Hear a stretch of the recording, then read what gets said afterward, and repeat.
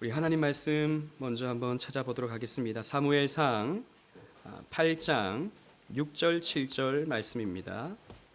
사무엘상 8장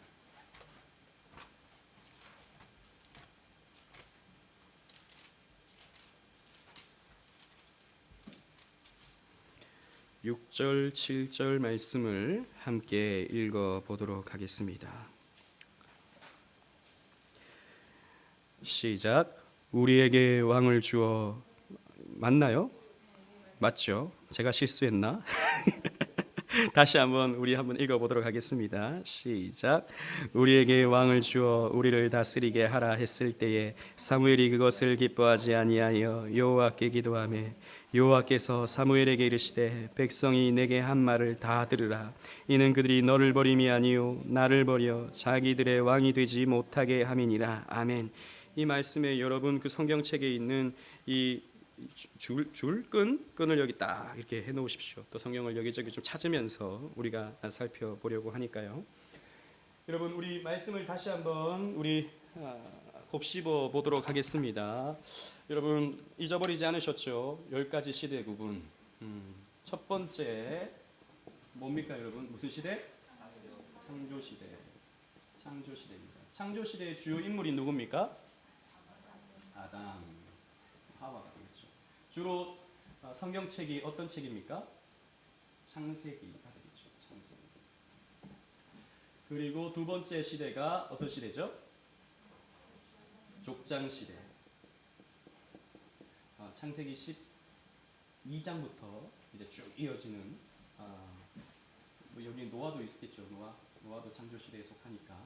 족장 시대는 주요 인물이 누굽니까? 아브라함. 그리고 이삭과 야곱과 요셉까지. 주로 창세기가 또 이 배경이 됩니다. 글씨를 너무 못 써가지고 참 부끄럽네요. 네.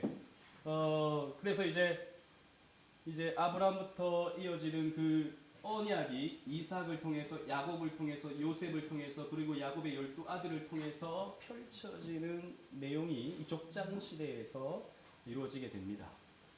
그리고 세 번째로 이제 요셉이 어디로 가죠? 애굽으로 가게 되죠. 애굽에서 총리가 되는데 가나안 땅에 기근이 들자 야곱의 아들들이 애굽에 곡식을 구하러 먹을 것을 구하러 가게 되다가 거기에서 요셉을 만나 회유하게 되고 이제 애굽에서 정착하게 됩니다. 몇 년 동안? 400년 동안 애굽에서 살게 되죠. 근데 400년 동안 애굽에서 살게 되니까 이제 애굽에 어느새 노예가 되어버리고 만 것입니다. 그래서 이제 애굽을 나가야 되죠. 그 시대가 어떤 시대입니까? 출애굽과 광야 시대. 약 40년 동안 출애굽과 광야 시대가 펼쳐지게 되죠. 주요 인물이 누굽니까? 모세.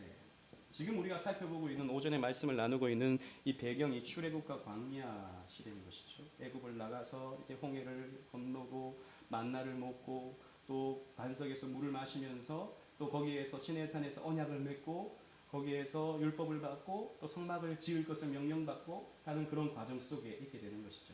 그런데 사실 지금 우리가 살펴보고 있는 이 말씀은 출애굽하고 나서 얼마 되지 않아서입니다. 그 이후로 40년이 또 흐르는 거예요. 광야에서 율이 강화하게 됩니다. 주요 말씀이 출애굽 광야 시대는 출애굽기, 레위기, 민수기, 신명기. 어떤 건 짧게 썼다가 길게 썼다가 네, 이렇게 됩니다. 40년 동안 광야에서 율이 방황하다가 이제 또 다른 시대를 만나게 됩니다. 어떤 시대죠? 정복시대. 정복시대. 그래서 정복을 하게 되는데 주요 인물은 모세는 이제 광야에서 죽게 되고 그 다음 정복은 누구를 통해서 펼쳐집니까? 여호수아를 통해서. 여호수아를 통해서 이제 요단강을 건너서 가나안 땅 곳곳을 정복해 갑니다. 그래서 이스라엘 백성들이 그 땅을 차지하게 되고 12지파가 그 땅을 나누어 가지게 되죠. 그 내용이 이제 여호수아예요. 여호수아, 보통 수라고 하죠. 여호수아에 기록되어 있죠. 정복한 다음에 이제 그 땅을 이스라엘 백성들이 정복한 다음에 누군가가 다스리게 됩니다. 누가 다스리죠? 사사 시대. 그 책이 이제 12명의 사사 나오게 되고 그 책이 이제 사사기에 기록되어 있습니다. 사사 시대가 약 한 300년에서 400년. 물론 학자들마다 조금 다르긴 하지만 보통 뭐 한 400년 이렇게 봅니다. 그렇게 이어지게 되죠.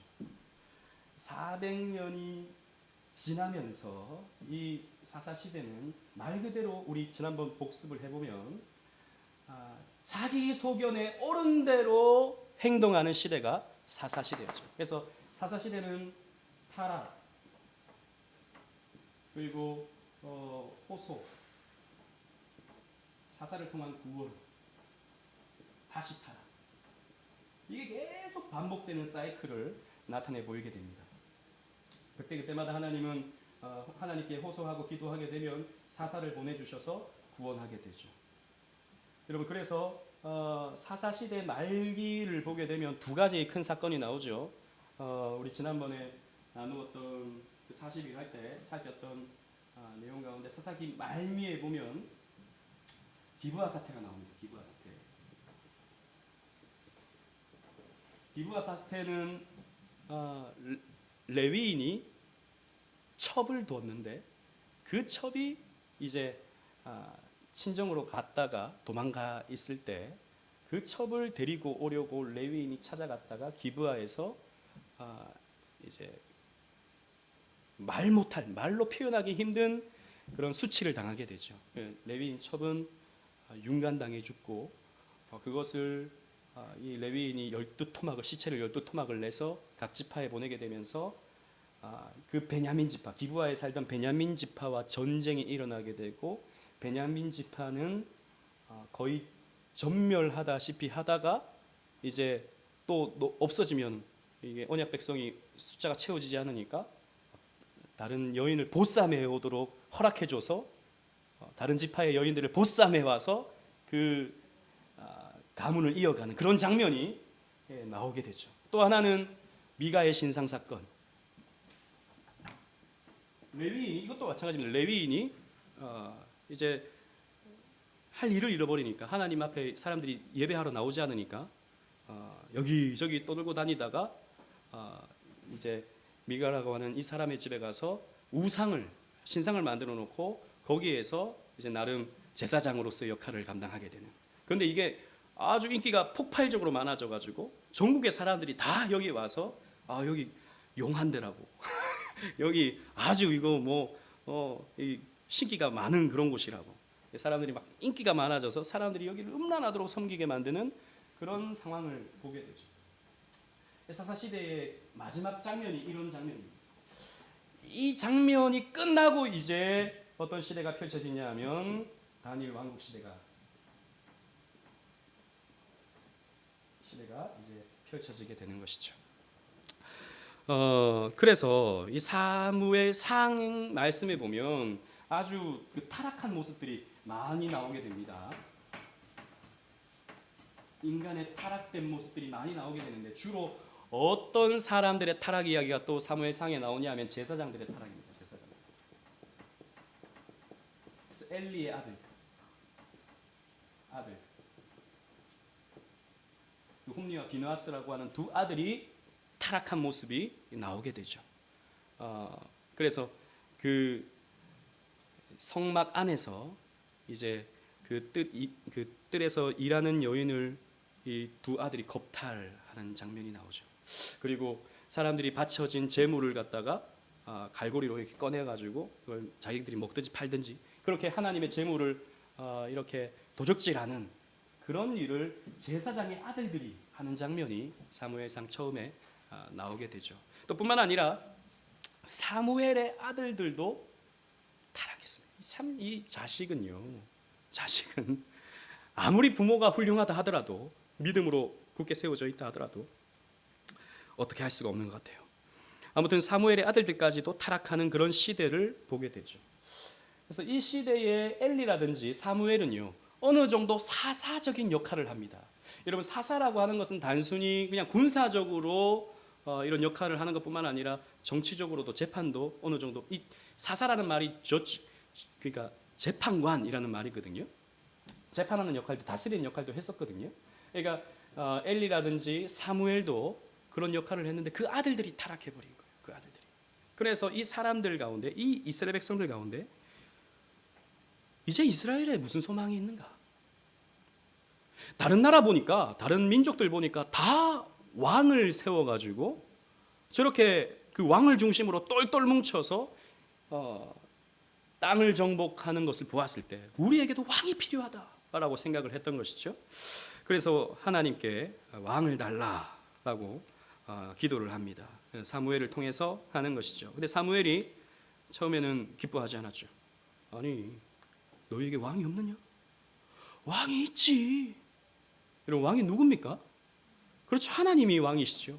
이스라엘의 왕은 하나님이셨습니다. 그런데 이스라엘 백성들은 눈에 보이는 왕을 원했어요. 눈에 보이는 왕. 그래서 계속해서 왕을 달라, 우리에도 왕을 세워달라라고 요구를 하니까 하나님이 아까 우리가 읽었던 말씀에서 이렇게 말하는 것입니다. 그들이 너를 버림이 아니야, 나를 버림이다. 저들이 왕인 나를 버렸구나. 그래, 그러면 내가 왕을 한번 세워보지 라고 하면서 세워주신 왕이, 첫 번째 왕이 사울이었습니다. 그런데 사실 하나님이요, 이전에 이미 왕에 대해서 말씀하신 바가 있어요. 신명기 17장으로 한번 가보십시오. 신명기 17장. 앞으로 가나안 땅에 들어가게 되면 너희들이 왕을 세울 때 이런 것들을 조심하라고 이미 하나님께서 모세에게 말씀해 주신 바가 있습니다. 17장 14절로 20절 말씀을 한번 보십시오. 제가 읽어보겠습니다. 내가 내 하나님 여호와께서 내게 주시는 땅에 이르러 그 땅을 차지하고 거주할 때에 만일 우리도 우리 주위의 모든 민족들 같이 우리 위에 왕을 세워야 하겠다는 생각이 나거든. 다 하나님 알고 계시는 거예요. 반드시 내 하나님 여호와께서 택하신 자를 내 위에 왕으로 세울 것이며, 하나님이 택한 자여야 한다. 그리고 내 형제 중에서 한 사람을 할 것이요 내 형제 아닌 타국인을 내 위에 세우지 말 것이며, 즉 이스라엘 백성이어야 한다. 그리고 그는 병마를 많이 두지 말 것이요 병마를 많이 얻으려고 그 백성을 애굽으로 돌아가게 하지 말 것이니 이는 여호와께서 너희에게 이르시기를 너희가 이후에는 그 길로 다시 돌아가지 말 것이라 하셨음이며, 병마를 많이 두지 마라, 즉 군사력 의지하지 말라라는 말이에요. 그리고 17절에 그에게 아내를 많이 두어 그의 마음이 미혹되게 하지 말 것이며, 아내를 많이 두게 하지 말라. 그리고 자기를 위하여 은금을 많이 쌓지 말 것이라. 즉 세상적인 것을 추구하고 이 세상의 힘을 의지함으로 왕을 세워서는 안 된다라고 하는 것을 하나님께서 이미 말씀하신 바가 있죠. 그래서 하나님은 이 말씀에 근거하여 또 이스라엘 백성들의 간구에 응답하셔서 왕을 드디어 주시는 것입니다. 여러분, 오늘 제가 나눠드린 유인물 앞에 보시면 줄거리 개요가 있어요. 그리고 여러분 교재 보시면 47페이지입니다. 함께 읽어보도록 하겠습니다. 줄거리 개요를 읽어보겠습니다. 시작. 하나님의 마지못한 허락하에 주변 국가처럼 이스라엘도 왕정 체제로 넘어갔는데 하나님의 마음에 합한 왕 다윗에 의해 국가가 번성하나 솔로몬의 우상 숭배로 분열 위기에 봉착한다. 자, 왕정 시대는, 이 단일 왕국 시대는 세 가지 인물로 이렇게 대표할 수 있습니다. 첫 번째는 사울, 두 번째는 다윗, 세 번째는 솔로몬. 먼저 우리 사울에 대해서 한번 살펴보고자 합니다. 여러분 교재를 넘겨보시면 이제 사울 왕에 대해서 이렇게 언급하고 있어요. 초대 왕이지만 왕권의 한계를 넘어선 월권으로 하나님께 버림받았다라고 기록하고 있죠. 사울은 마지막 사사였던 사무엘에게서 완전한 왕정을 확립한 다윗으로 넘어가는 과도기적인 인물로 쓰임을 받습니다. 왕은 왕이었지만 세습을 하지 못한 면에서 사사적인 요소도 이 사울에게 있긴 합니다. 그러나 분명 왕으로 세워진 건 맞죠. 그러면 이 사울은 어떤 사람이었는가? 그는 외모가 출중했던 사람이에요. 여러분 사무엘상 9장 한번 보십시다. 사무엘상 9장 21절.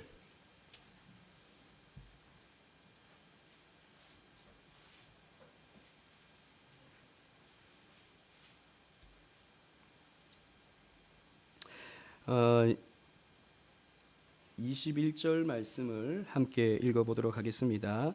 시작. 사울이 대답하여 이르되 나는 이스라엘 지파의 가장 작은 지파 베냐민 사람이 아니니까 또 나의 가족은 베냐민 지파 모든 가족 중에 가장 미약하지 아니하나이까 당신이 어찌하여 내게 이같이 말씀하시니까 하니. 자, 이 말씀은 무슨 말이냐면 사울이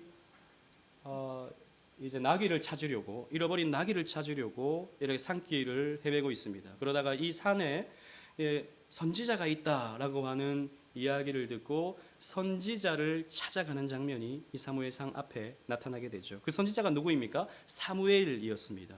그래서 사무엘을 찾아갔더니 하나님이 이미 마음에 이제 왕 될 자를 내가 이제 너에게 보내주겠다라고 하죠. 그리고 여러 가지의 어떤 징표들을 설명해 줍니다. 이제 앞으로 너희가 하나님의 신에 감동될 것이다라고 하는 그런 말을 해주죠. 사무엘이. 그때 이제 사울이 가지는 태도가 무엇입니까? 나는 베냐민 지파 아닙니까? 그럽니다. 여러분 베냐민 지파가 어떤 지파입니까? 아까 우리가 살폈던 바와 같이 기브아 사태의 주역이었죠. 기브아 사태의. 즉 거의 전멸되다시피 한 그런 지파였습니다. 이스라엘의 12지파 가운데 어떻게 보면 그 시대에 가장 악랄했던, 그래서 진멸되어야 마땅할 것만 같았던 그런 지파가 베냐민 지파였죠. 이 베냐민 지파에서 무슨 왕이 나올 수 있겠습니까? 그런 말씀하지 마십시오. 게다가 그 베냐민 지파에서도 가장 미약한 가문의 사람이 저 아닙니까? 사울은요 겸손했던 사람입니다. 겸손했던 사람. 사실 이 겸손이요 나중에는 어떤 열등감으로 바뀌어지기도 하죠. 내세울 게 없으니까 이게 나중에는 열등감으로 표현되기도 합니다. 그리고 이 사울을 보시면요, 사울은 굉장히 외적 조건이 또 괜찮았어요. 9장 2절을 한번 보십시오. 외모적인 조건이 괜찮았습니다. 9장 2절 함께 읽어보겠습니다. 시작. 기스에게 아들이 있으니 그의 이름은 사울이요 준수한 소년이라. 이스라엘 자손 중에 그보다 더 준수한 자가 없고 키는 모든 백성보다 어깨 위만큼 더 컸더라. 여러분 성경에 준수하다라고 하는 표현이 세 사람에게 적용이 됩니다. 첫 번째는 요셉에게 적용이 돼요. 그리고 두 번째로 이 사울, 세 번째로 다윗에게 이 준수하다라는 표현이 사용돼요. 얼굴이 잘생겼다 이 말입니다. 사울은 가문적으로는 조금 어려움이 있었지만 그 외모는 아주 출중했어요. 그래서 누가 봐도 멋있어 할 만큼 괜찮았던 사람이 이 사울이었던 것이죠. 게다가 키가 얼마나 컸던지 다른 모든 백성보다 어깨 위가 더 컸다. 그러니까 다른 사람의 머리가 이 사울의 어깨에 다다랐다라는 것이죠. 키도 큰 그런 사람이었습니다. 외적 조건은 굉장히 괜찮았어요. 그리고 겸손했어요. 게다가 또 성경을 보면요, 나름대로 자기 절제가 있는 그런 사람이었어요. 자기를 막 내세우고 자기를 막 과시하고 그런 사람이 아니라 처음에 막 이렇게 그 왕될 사람을 소개하겠다고 했을 때 막 사울은요 자기는 그럴 자격이 없다고 막 뒤에 숨어 있고 막 그런 모습을 나타내 보이죠. 굉장히 겸손했던 그런 사람이었습니다. 게다가 하나님의 명령에 의해서 사울은요 영적 각성 또한 하게 됩니다. 10장 6절 말씀 한번 보시겠습니다. 10장 6절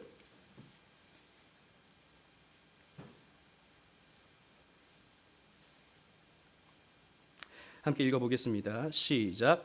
내게는 여호와의 영이 크게 임하리니 너도 그들과 함께 예언을 하고 변하여 새 사람이 되리라. 이 사무엘의 예언입니다. 너에게 하나님의 영이 임할 것이다. 실제로 사울에게 하나님의 영이 임하죠. 그리고 예언을 합니다.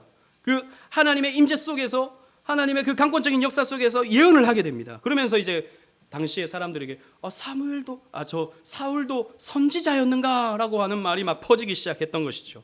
영적으로도 각성된 나름 괜찮은 사람이었습니다. 게다가 군사적으로도 성공을 하게 되죠. 여러분 10장 24절 한번 보십시오. 10장 24절.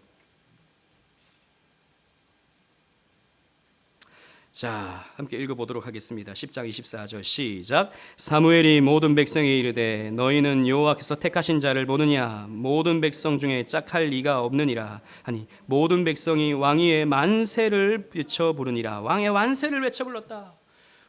볼품도 좋고 또 외적 조건도 괜찮고 또 겸손하기도 하고, 그래서 모든 백성들이 만세를 외칠 정도로 이 사울은요 영광을 누렸어요. 게다가 전쟁에서 승리하게 되는데 11장 1절부터 그 암몬과의 전쟁에서 이 사울이 승리하게 됩니다. 그러면서 사람들에게 확신을 주죠. 아, 왕이다, 우리의 왕이 된다, 확신을 주게 됩니다. 그런데 사울이요 이제 몰락을 하게 됩니다.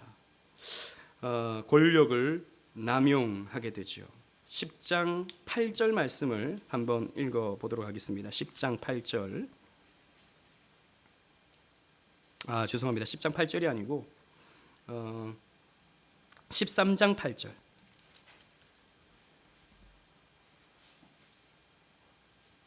자, 블레셋과의 전투에서 블레셋과의 전투를 앞두고 있는 상황에서 이제 하나님 앞에 예배를 드려야 하는 그런 상황이 된 것입니다. 거기에서 이 사울이 어떻게 행동하는지를 한번 보시도록 하겠습니다. 13장 8절 시작. 사울은 사무엘이 정한 기한대로 이레 동안을 기다렸으나 사무엘이 길갈로 오지 아니하며 백성이 사울에게서 흩어지는지라. 자, 이 말씀을 여러분 잘 기억하십시오. 이 7일째 이제 사무엘과 만나서 하나님 앞에 이렇게 예배를 드려야 하는데 사무엘이 오지 않은 거예요. 7일이 지났는데 오지 않는 거예요. 그래서 9절 말씀을 보십시오. 사울이 이르되 번제와 화목 제물을 이리로 가져오라 하며 번제를 드렸더니 그랬어요. 즉 기다려봐도 안 오니까 이제 원래는 하루라고 하는 게 여러분 24시간이 되다 보니까 길지 않습니까? 7일째 아침에 기다렸다가 안 오니까 자기가 번제를 드린 거예요. 화목 제물을 드린 거예요. 그런데 드리자마자 누가 옵니까? 사무엘이 오게 됩니다. 10절 말씀에 보니까 사무엘이 온지라. 그러면서 이제 13절에 사무엘이 사울에게 이렇게 말하죠. 왕이 망령되이 행하였도다. 왕의 하나님 여호와께서 왕에게 내리신 명령을 지키지 아니하였도다. 그리하였더라면 여호와께서 이스라엘 위에 왕의 나라를 영원히 세우셨을 것이거늘 지금은 왕의 나라가 길지 못할 것이라 라고 말씀하셨어요. 그러니까 사울이요 왜 이렇게 급하게 번제를 드렸냐 보시면 아까 제가 잘 기억하라 그랬죠. 8절 말씀에 보니까 사람들이 사울에게서 흩어지는지라 그랬어요. 그러니까 어떤 전쟁에 있어서 또 어떤 자신의 공적을 나타내야 하고 자신의 왕됨을 과시할 수 있어야 되는데 사람들이 막 흩어지는 거예요. 사람들이 시간이 지나니까 사람들이 막 그 기쁨도 없어지고 막 전쟁의 어떤 그 전투력 이런 것, 전투하고자 하는 그런 기상 이런 것도 없어지고 하니까 불안했던 것이죠. 그러니까 사람들이 보는 앞에서 빨리 이렇게 번제를 드림으로 화목제물을 드림으로 자기가 어떤 영향력을 사람들한테 주고자 했던 것입니다. 이런 권력의 남용이 있었던 것이죠. 게다가 또 우리가 잘 아는 대로 15장에 가면요 아말렉과의 전쟁에서 승리하고 난 다음에 전리품을 챙기게 됩니다. 아각을 살려놓고 전리품을 챙겨서 이렇게 오게 되죠. 그러면서 이제 결정적인 사건이 여러분 16장 14절 한번 보십시오. 16장 14절.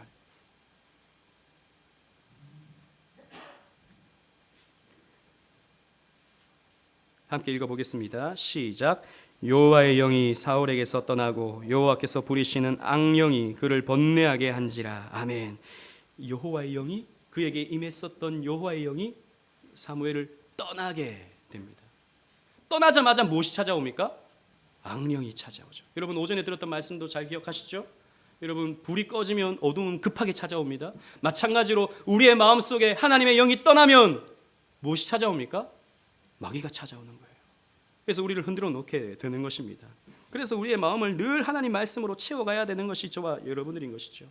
이 여호와의 신이 떠나게 되면서 이 사울은요 다윗을 질투하게 됩니다. 여러분 우리가 잘 알듯이 이제 사울이 여러 전쟁을 치렀는데 블레셋과의 전투에서 누가 나옵니까? 골리앗이 나오게 되죠. 골리앗이 막 이스라엘을 조롱합니다. 야, 너희 신은 도대체 어디 있느냐? 주무시느냐? 막 조롱합니다. 그때 다윗이 나타나서 아주 멋지게 이 골리앗을 물리치죠. 그때 여자들이 막 이렇게 노래를 부릅니다. 사울은 천천히 돼, 다윗은 만만이로다. 이런 노래를 부르죠. 여러분, 이런 노래를 들었던 그 사울의 마음은 어땠을까요? 여러분, 겸손했죠. 겸손했습니다. 겸손의 다른 표현은 사실 아까도 얘기했다시피 열등감으로 나타날 수 있게 되는 거예요. 이 자기 가문으로 봤을 때는 정말 뭐 내세울 게 없는 거예요. 자기 외모밖에 없는 거예요. 그러니까 늘 그것 때문에 약간 컴플렉스를 가지고 있었는데, 남자도 아니고 여자들이 막 노래를 부르면서 다윗은 만만이고 사울은 천천히다, 이렇게 노래를 부르니까 얼마나 그 마음이 또 그죠? 이 화가 났겠습니까? 그러니까 이 다윗을 죽이려고 혈안이 되는 것이죠. 그러면서 이제 남은 인생을 이 다윗을 죽이는데 다 온전히 이렇게 쓰게 됩니다. 낭비하게 되죠. 그리고 말년에 가면요, 이 사울이요 얼마만큼 타락하냐 하면 무당을 찾아갑니다. 엔돌의 신접한 여인을 찾아가게 되죠. 자기가 이렇게 봐도 안 되고 저렇게 봐도 안 되니까 도대체 옛날에는 그래도 사무엘이라도 있어서 나에게 이렇게 하라 저렇게 하라 가르쳐나 줬는데, 지금은 그런 존재도 없으니까 내가 사무엘을 한번 만나봐야겠다. 어느 엔돌이라고 하는 동네에는 죽은 사람도 이렇게 잘 불러내니까 내가 거기 한번 가서 사무엘을 만나봐야겠다라고 해서 이 사울이 거기를 찾아갑니다. 여러분, 정말 갔어요. 이걸 쓰고 갔어요. 갔더니 그 여인이 있는 거예요. 그래서 말합니다. 누구를 불러줄까요? 그랬더니 사무엘을 불러주세요 라고 말합니다. 그랬더니 땅에서 수수수수수수 뭔가가 하더니 이놈 사울아 막 이러면서 그 여인이 막 그 사무엘의 목소리를 내면서 이렇게 하는 거예요. 여러분, 나중에 제가 이 말씀에 대해서 여러분 함께 나눌 때가 있겠지만, 여러분 그때 그 신접한 여인에게서 나타난 그 존재는 사무엘이 맞을까요? 아닐까요? 거기 보면 사무엘이 말한지라 막 이렇게 나온다고요. 성경에 보면 사무엘이 맞을까요? 아닐까요? 사무엘이면 큰일 납니다. 큰일 나요. 여러분, 사람이 죽으면 땅은 육신은 땅에 묻히지만 그 영혼은 어디로 갑니까? 하늘로 가죠. 그죠? 거기 보면 성경에 보면 땅에서 사무엘이 나왔다 그랬는데 사무엘을 가장한 마귀가 올라오는 거예요. 그래서 너는 죽는다 막 이렇게 말을 하거든요. 실제로 죽긴 합니다. 아무튼 사무엘을 진짜 만나지 않죠. 아무튼 이 사울은요 그만큼 타락해 버린 거예요. 그 하나님이 금하신 그 무당들 다 죽이라 그랬거든요. 근데 그 무당을 살려놓고 그 무당에게 찾아가서 그 사무엘을 불러달라니요. 말도 안 되는 짓을 이 사울이 하게 되죠.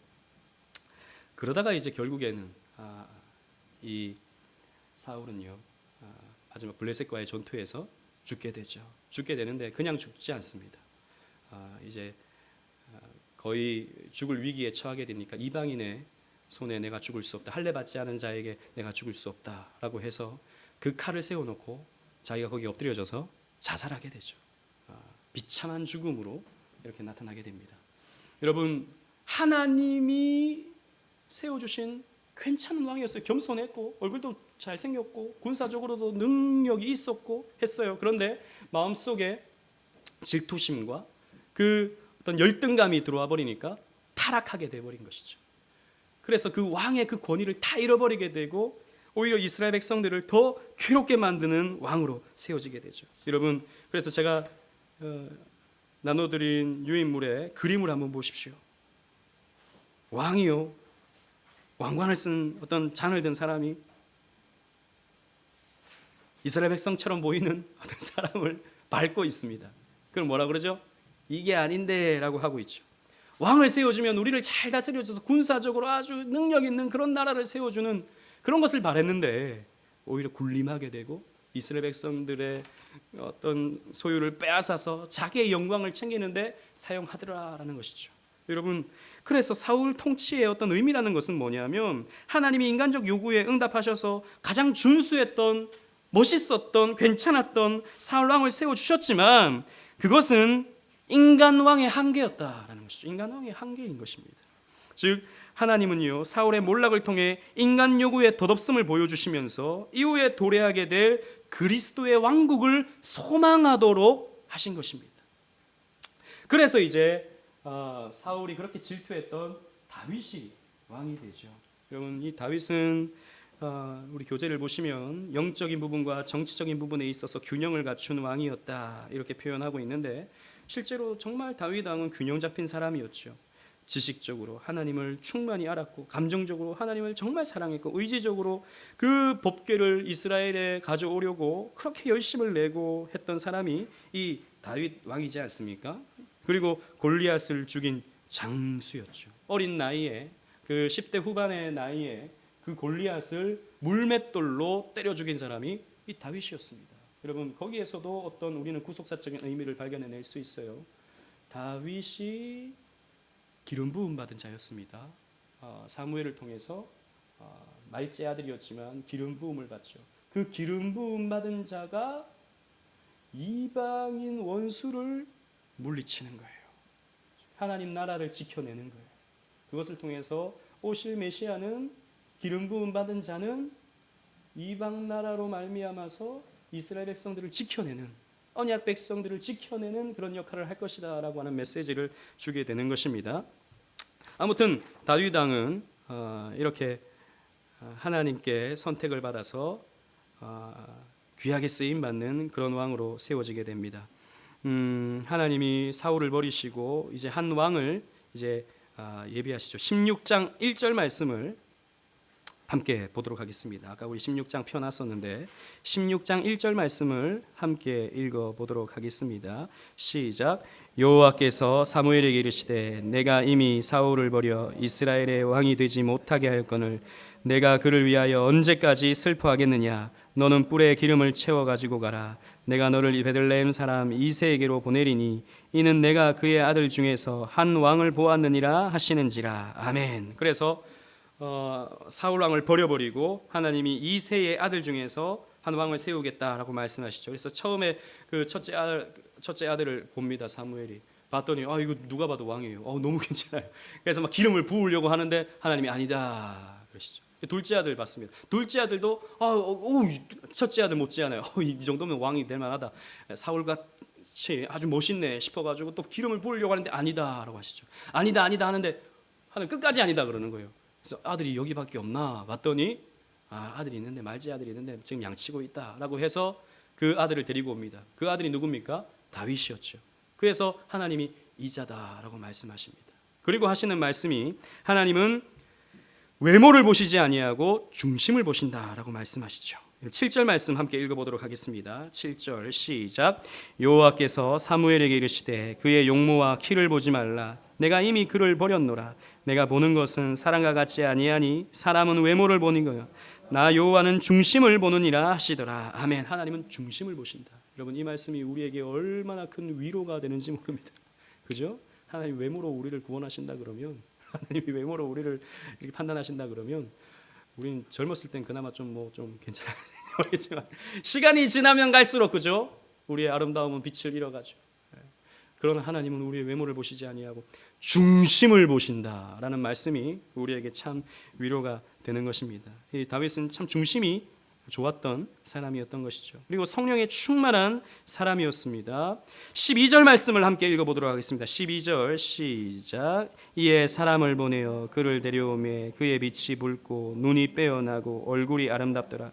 여호와께서 이르시되 일어나 기름을 부으라 하시는지라. 아멘. 그래서 13절에 보면 여호와의 영에게 다윗이 크게 감동이 되었다. 또 성령의 충만함을 받았다라는 것이죠. 그래서 이렇게 쓰임을 받게 됩니다. 여러분, 이 다윗은요, 우리가 잘 알다시피 예수 그리스도를 너무나도 분명하고 확실하게 예언해주는 그런 인물로서 쓰임을 받게 됩니다. 그래서 예수님은 누구의 후손으로 오십니까? 다윗의 후손으로 오시는 것이죠. 마태복음에 보면 여러분 족보로 시작하죠. 이는 아브라함과 다윗의 자손 예수 그리스도의 세계라라고 하면서 이제 족보가 나옵니다. 그런데 그 족보의 특징은 뭐냐면 14대로 이렇게 끊어지게 되는 거예요. 14대로.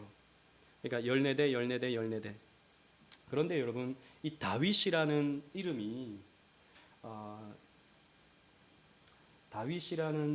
이름이 히브리어로 이겁니다. 영어로 표현하면 D, 달렛, 바우, 달렛. 그래서 영어로 보면 데이비드가 되는 것입니다. 데이비드. 원래는 히브리어도 다윗입니다. 다윗. 그런데요, 이게 재밌는 게 히브리어는 숫자가 따로 없어요. 숫자가 따로 없어요.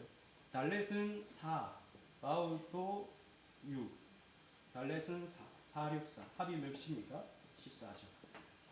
여러분, 그 족보에서 14, 14, 14라고 끄는 것은 어떤 의미냐면 다윗의 후손으로서 이 땅에 왕으로 오시는 예수 그리스도를 설명해주고 있는 족보인 것이죠. 그러니까 14대라 14대라 14대라라고 하는 말이 다윗이라는 이름으로 이렇게 적용될 수 있는 것입니다. 그래서 성경은 그렇게 족보 14대로 꺾여진 족보를 제시하고 있어요. 사실 그 마태복음의 족보가 실제로 예수님의 그 조상들을 다 담고 있지 않아요. 중요한 인물들을, 필요한 인물들을 다 뽑아내서 14대로 맞춘 것이죠. 왜냐하면 다윗의 후손임을 나타내기 위해서였습니다. 그래서 여러분, 성경에 보면 이 예수 그리스도를 예언할 때 여러분 보십시오. 창세기 3장 15절에 여인의 후손이라고 이렇게 오실 메시아에 대해서 예언을 하죠. 근데 우리 여인의 후손 아닌 사람이 있습니까? 우리 전부가 다 여인의 후손입니다. 그러다가 이제 창세기 22장에 가면 아브라함의 후손 가운데, 그래서 내 씨로 말미암아라는 말씀을 합니다. 아브라함의 후손. 좁혀지죠. 한 민족, 한 어떤 혈통이 정해지게 됩니다. 그러다가 이제 창세기 49장에 가면 야곱의 아들들 중에서 메시아가 나올 것을 이렇게 말씀하십니다. 그 가운데 유다죠. 유다 지파에서. 다윗이 유다 지파입니다. 사울은 베냐민 지파지만 다윗이 유다 지파죠. 그래서 이 야곱의 유다의 후손 가운데서 이제 다윗의 후손이라고 하는 하나님의 약속이 주어지게 돼요. 여러분, 이 말씀이 어디 있냐면 사무엘하로 가보고 싶다. 사무엘하 7장. 이 말씀이 이제 다윗 언약인데요. 하나님이 이제 다윗을 통해서 하나님 나라를 세울 것을 하나님께서 말씀하십니다.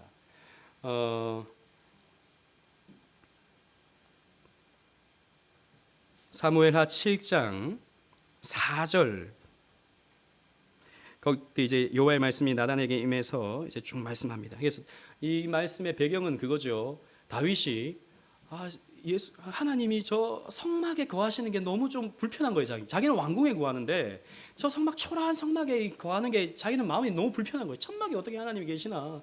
내가 하나님 멋진 의리의리한 성전을 한번 지어드리겠습니다 라고 하니까 됐다. 나는 그렇게 갇혀있는 그런 존재가 아니다 라고 말씀하시면서 이 말씀을 주고 있는 거예요. 그래서 여러분 한번 보십시오. 4절부터 시작해서 쭉 5절 말씀에 가서 내 종 다윗에게 말하기를 여호와께서 이와 같이 말씀하시되 내가 나를 위하여 내 살집을 건축하겠느냐? 내가 이스라엘 자손을 애굽에서 인도하여 내난 날부터 오늘까지 집에 살지 아니하고 장막과 성막 안에 다녔나니 이스라엘 자손과 더불어 다니는 모든 곳에서 내가 내 백성 이스라엘을 먹이라고 명령한 이스라엘 어느 지파들 가운데 하나에게 내가 말하기를 너희가 어찌하여 나를 위하여 백향목 집을 건축하지 아니하였느냐고 말하였느냐? 그러면서 이제 쭉 말씀을 하시는데 8절 말씀에 그러므로 이제 내 종 다윗에게 이와 같이 말하라. 만군의 여호와께서 이와 같이 말씀하시기를 내가 너를 목장 곧 양을 따르는 데에서 데려다가 내 백성 이스라엘의 주권자로 삼고 내가 가는 모든 곳에서 내가 너와 함께 있어 내 모든 원수를 내 앞에서 멸하였은즉 땅에서 위대한 자들의 이름같이 내 이름을 위대하게 만들어 주리라. 내가 또 내 백성 이스라엘을 위하여 한 곳을 정하여 그를 심고 그를 거주하게 하고 다시 옮기지 못하게 하며 악한 종류로 전과 같이 그들을 해치지 못하게 하며 내가 전에 사사에게 명령하여 내 백성 이스라엘을 다스리던 때와 같이 아니하게 하고 너를 모든 원수에게서 벗어나 편히 쉬게 하리라. 여호와가 또 내게 이르노니 여호와가 너를 위하여 집을 짓고 내 수완이 차서 내 조상들과 함께 누울 때 내가 내 몸에서 날 내 씨를 내 뒤에 세워 그의 나라를 견고하게 하리라. 그는 내 이름을 위하여 집을 건축할 것이요 나는 그의 나라 왕위를 영원히 견고하게 하리라 라고 말씀하셨어요. 그리고 우리가 잘 아는 말씀, 나는 그에게 아버지가 되고 그는 내게 아들이 되리니 그가 만일 죄를 범하면 내가 사람의 매와 인생 채찍으로 징계하려니와 내가 내 앞에서 물러나게 한 사울에게서 쭉쭉쭉쭉 말씀이 나옵니다. 여러분, 여기에서 중요한 말씀, 내 몸에서 내 씨를 내 뒤에 세워서 그 나라 왕위를 영원히 견고하게 하리라 라고 말씀하셨죠. 여러분, 이 씨는 누구를 가리킬까요? 다윗의 후손인 솔로몬이 되는 것입니까? 어느 정도는 그렇게 적용할 수 있어요. 왜냐하면 이제 어떤 채찍으로 징계를 하고 이런 표현이 나오거든요. 솔로몬으로 볼 수 있어요. 그러나 솔로몬의 나라는 영원했습니까? 아니요. 솔로몬의 나라는 금방 망해버렸어요. 그 영원한 나라는 다윗의 후손으로 오는 예수님의 나라인 것이죠. 예수님의 나라. 즉 교회를 의미하고 있는 것이죠. 이 땅에 하나님의 나라 교회를 의미하고 있는 것입니다. 그래서 이 하나님의 언약이 여인의 후손, 아브라함의 후손, 유다의 후손, 그리고 다윗의 후손으로 점점 그 범위가 좁혀지는 방법으로서 이렇게 성경이 메시아에 대해서 예언을 해주고 있어요. 그래서 이 다윗은요, 그의 시편에서 수많은 예수 그리스도에 대한 예언을 남겨놓고 있죠. 그래서 다윗의 시편은 대부분 예수님에 대한 예언으로 채워져 있습니다. 그래서 사도행전에 보면 베드로는 이 시편을 이렇게 인용하면서 다윗은 예언자다 이렇게 말하죠. 다윗은 예언자다. 그는 예언자다. 선지자다. 그래서 그 예수 그리스도를 예언한 선지자로 하나님께 쓰임 받았다라고 이렇게 예언을 하고 있습니다. 아무튼 다윗은 이렇게 하나님께 가장 귀하게 쓰임 받았던 왕이었고 군사적으로 가장 넓은 영토를 이렇게 가질 수 있었고 하나님 나라에 쓰임 받았던 위대한 왕이었습니다. 그러나 다윗은 말년에 또 타락하게 되죠. 여러분, 가장 훌륭했던 왕 다윗도 타락을 하게 됩니다. 우리가 잘 아는 대로 밧세바와의 스캔들이었던 것이죠. 그래서 이 밧세바와 하룻밤을 보내다가 임신을 하게 되고 그 임신 사건을 숨기려고 이제 그 우리아를 전쟁터에서 죽게 만들고 그런 죄를 다윗이 짓게 됩니다. 그래서 7계명을 범했고 거짓말을 함으로써 9계명을 범했고 살인함으로써 6계명까지 어기게 되는 그러한 죄를 다윗이 짓게 됩니다. 그러면서 나단 선지자가 이 다윗에게 찾아와서 다윗을 책망하게 되죠. 당신이 바로 그 한 마리 양을 가진 목자의 양을 빼앗은 부자이면서 자기는 양이 많으면서 한 마리의 양을 빼앗은 그 나쁜 놈과 똑같다라고 책망했을 때 다윗은 회개합니다. 회개하면서 눈물로 침상을 띄웠다라고 할 정도로 이제 회개하게 되죠. 그러나 죄는 여러분 용서받을 수 있어요. 죄는 용서받습니다. 그러나 죄는 흔적이 남아요. 죄가 무서운 것은 죄는 흔적이 남아요. 그래서 다윗에게 남았던 그 죄의 흔적이 무엇입니까? 자녀들이 또 다윗을 괴롭힙니다. 첫 번째 아들 암논이 있었어요. 암논. 여러분, 이 사실 우리가 아는 다윗은 굉장히 아름답고 멋지지만 그 가족사는요 비극 중에 비극입니다. 이 암논이 그 배다른 누이 다말을 사랑해요. 그래서 근친상간이잖아요. 그래서 나와 동침하자, 나와 동침하자 이렇게 요청하는데 그 다말이 그래서 거부를 합니다. 그런데 자기가 아픈 척을 해요. 아픈 척을 하면서 그 암논이 나 아파, 나 병문안 좀 와줘 이렇게 요청을 합니다. 불쌍해서 이렇게 다말이 오게 되죠. 그때 누이를 겁탈해 버립니다.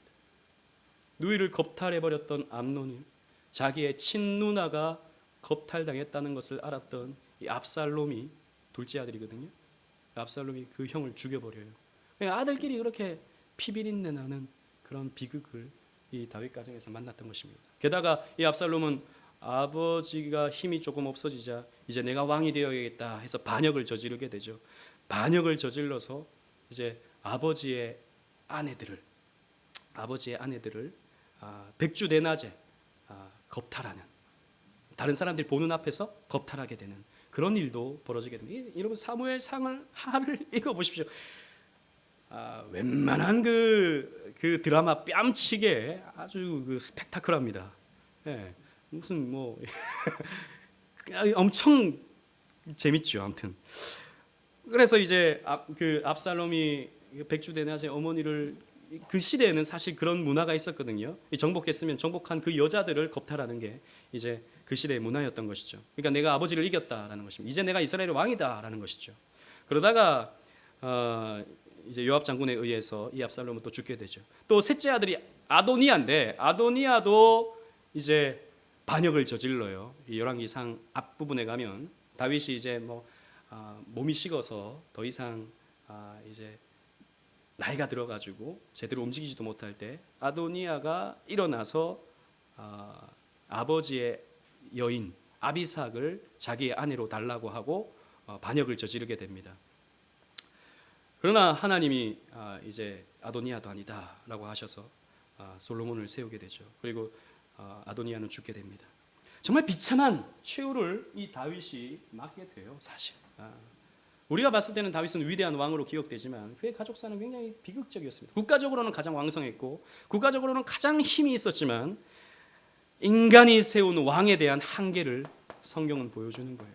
여러분, 다윗은 위대한 왕이었지만 메시아는 아니었습니다. 메시아는 오직 예수 그리스도 한 분밖에 없죠. 영원한 왕이신, 우리의 왕이신 예수님만이 우리를 다스리시는 완벽하신 왕이십니다. 만약에 다윗이 완벽했다면 사람들은 다윗으로 만족했을 것입니다. 그러나 완벽하지 않았기 때문에 이렇게 우리는 예수 그리스도를 바라볼 수 있게 되는 것이죠. 그래서 이 다윗의 구속사적인 의미를 우리가 살펴보면 예수님은 다윗의 자손이다라는 것입니다. 그리고 베드로는 다윗을 예수님이 예언한 선지자라고 소개했죠. 그리고 사도 요한은요, 예수님의 왕적인 특징을 다윗과 연관시켜서 많이 소개합니다. 계시록 5장에 보면 또 22장 16절에 보면 이새의 뿌리라고 하는 그 명칭을 통해서 예수 그리스도를 설명하고 있죠. 그래서 다윗은요, 나름 예수님을 예언해주는, 예수님의 사역을 예언해주는, 그리고 예수님을 예표해주는 그런 인물로서 다윗은 쓰임 받게 됩니다. 시간이 너무 빨리 가서 오늘은 여기까지만 해야 될 것 같습니다. 그래서 다음 주에 우리 솔로몬하고 분열 왕국에 대해서 살펴보도록 하겠습니다. 아무튼 단일 왕국의 세 가지 왕, 사울, 다윗, 솔로몬, 이 세 왕을 여러분은 잘 기억해 주시기를 바랍니다.